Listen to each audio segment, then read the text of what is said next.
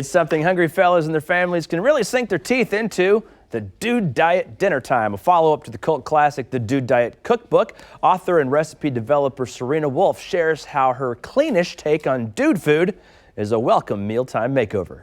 Did guys like me inspire the Dude Diet? This was inspired by my husband, who loves food more than anyone that I have ever met. But when we first met, he was nutritionally confused. That's the term I like to use. Nutritionally confused. That is fantastic. I think that can describe multitudes of men. Yes, and he didn't really understand nutrition. He ate mostly meat, cheese, white bread, and hot sauce. And I was a little bit concerned that he was maybe not going to live past 35, and we didn't make some adjustments.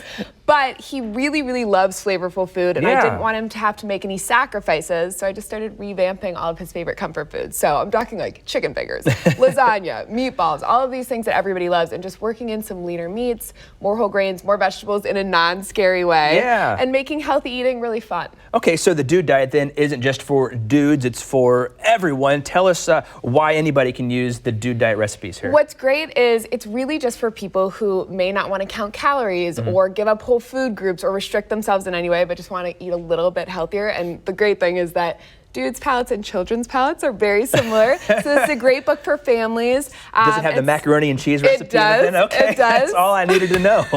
Fantastic. That's great news. So talk about limiting those food groups, because you know, like a lot of folks limit the carbs you get. A lot of you can't eat bread. A lot of you can't eat potatoes.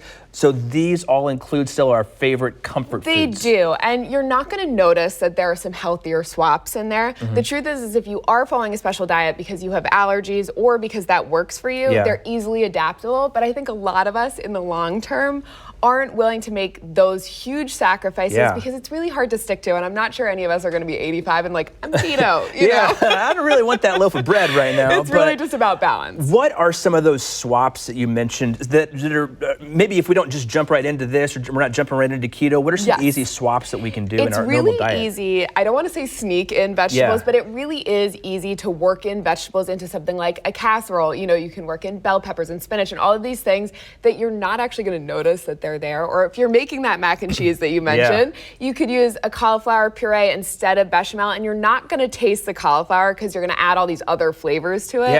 And so I was never trying to trick my husband per se, but I'd always put it down in front of him and he would eat it and love it. And then I would be like, well, this has, you know, a whole grain pasta or a cauliflower puree or whatever. He's like, I knew something was different. I was like, you didn't. No, you you can't didn't. take back the compliment now. Let's talk about more of the substitutions for some of the, not fad diets, but some of the diets that are really big right now. Talk a little bit about how those diets can still be found in here, or we're swapping these recipes out for them. Yes, it's more the concept that if you are keto or paleo or not eating grains or gluten for whatever reason, all of these recipes can be used as roadmaps, and you can make, you know, your swap so that you're compliant. But this is really meant to be an alternative because I don't believe in restriction long term. I think a lot of people make resolutions in January and then they tend to fall off slightly. And this is something you can do for your whole life because you're still eating all of the foods you love, so it doesn't feel like you're restricting yourself, but you're still gonna feel your best, look your best, just by eating like slightly better. And what again was the way you described your husband's diet earlier? Nutritionally confused. Nutritionally confused. I think that I need to get a name tag. Hi, I'm Bill, and I'm nutritionally